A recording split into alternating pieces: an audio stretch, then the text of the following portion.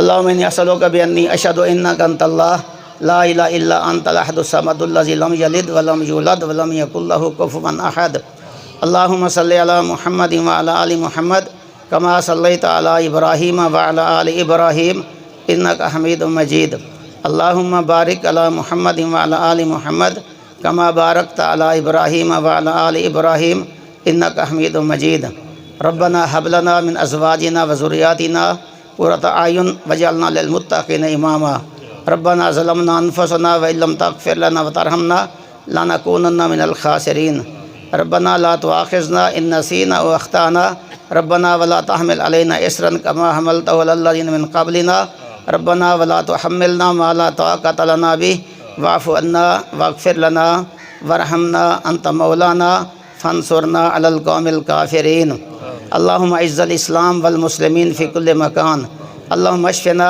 واشف مرضانا ومرض المسلمین اللہم اقض حاجاتنا وحاجات المسلمین اللہم اعز الاسلام والمسلمین یا اللہ تمام بیماروں کو صحت عطا فرما، وہ ہسپتالوں میں ہیں یا اپنے گھروں میں ہیں، جہاں بھی ہیں تمام انسانوں کو بالخصوص مسلمان موحدین کو صحت عطا فرما۔ یا اللہ تمام لوگ جو مالی طور پر پریشان ہیں یا اللہ انہیں اپنے خزانے سے، غیبی خزانے سے ان کی مدد فرما اور ان کو محتاجی اور مفلسی محفوظ رکھ یا اللہ۔ یا اللہ وافر رزق برکت والا عطا فرما، وافر رزق برکت والا عطا فرما، وہ رزق نہ ہو جو تجھے ہمیں تیرا باغی کر دے، وہ رزق عطا فرما جو ہم تیرے فرمانبردار بندے بن جائیں۔ یا اللہ ہمارے والدین کو بخش دے، یا اللہ ہمارے والدین کو بخش دے، اللہ ان کو بخش دے، اللہ ہمارے اساتذہ کو بھی بخش دے۔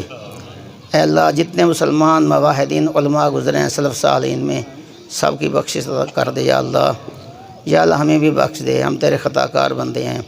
یا اللہ اعمال ہمارے بالکل نہیں ہیں اور ہم ہر وقت تیرا رزق کھا رہے ہیں اور تیری نافرمانی کر رہے ہیں۔